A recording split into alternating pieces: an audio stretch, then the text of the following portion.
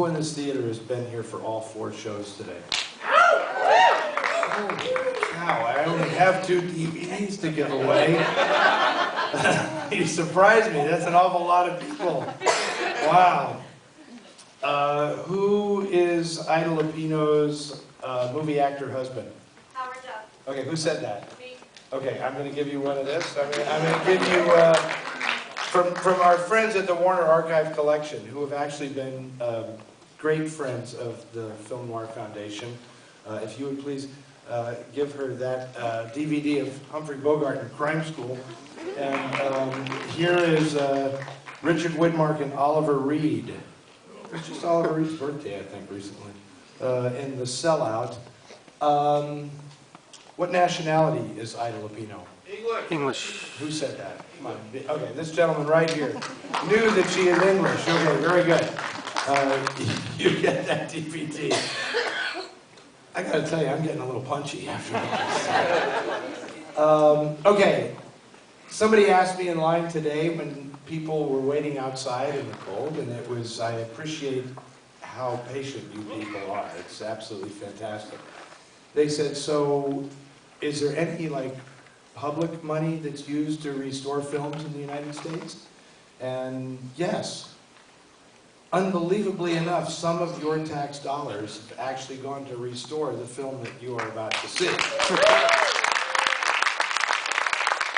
Thanks to the good works of the Library of Congress.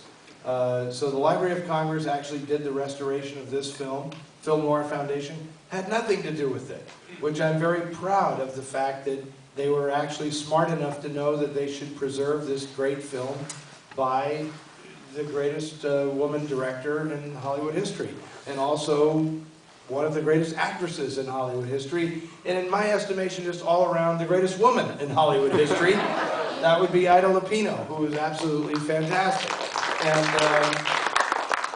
And indeed, born in England from a showbiz family, came to the United States as a teenager, discovered by director Alan Dwan, was an ingenue in Hollywood in the 1930s, and just was so incredibly smart and talented and sophisticated that she could pretty much do everything. And so after blowing everybody away with her talent as an actress, in the late 40s she decided she wanted to become a filmmaker as well, to the point that she actually coined the term filmmaker and named her company The Filmmakers, which she created with her husband at the time, a writer-producer named Collier Young.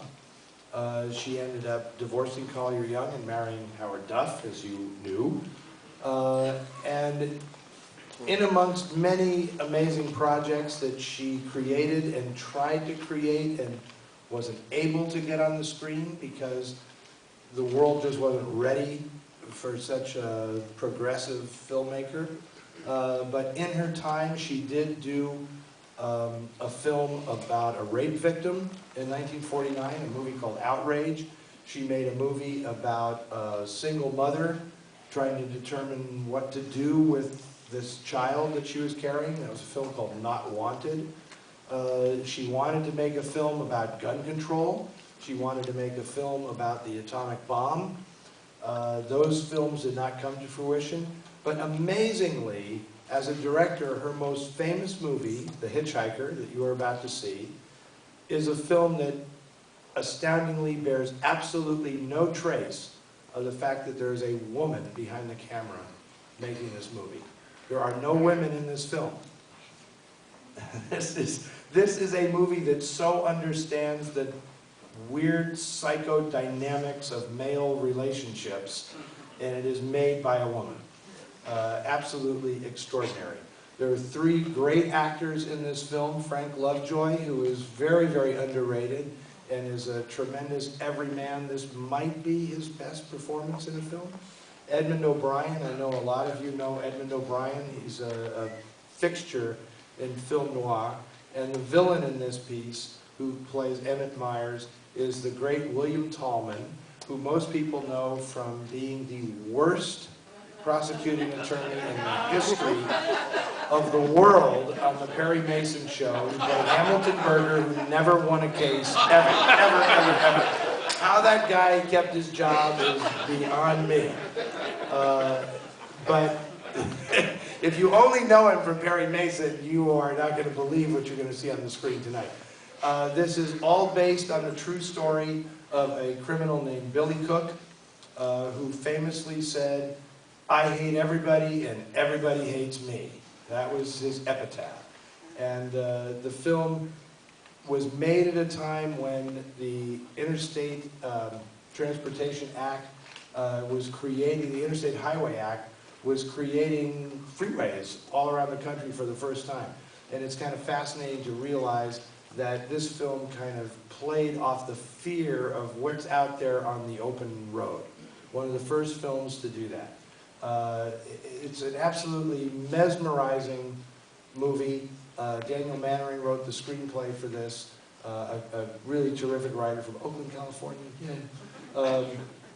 And Ida just does a tremendous job with this movie. And the best part about this, it's 71 minutes long. So you're going to actually get out of here at a reasonable time. As late as we've run today, you'll be out of here at a reasonable time. So I want to thank the Library of Congress for being smart enough to actually restore this film. I greatly appreciate it. So, ladies and gentlemen, without any further ado, I am thrilled to present Ida Lupino's The Hitch-Hiker.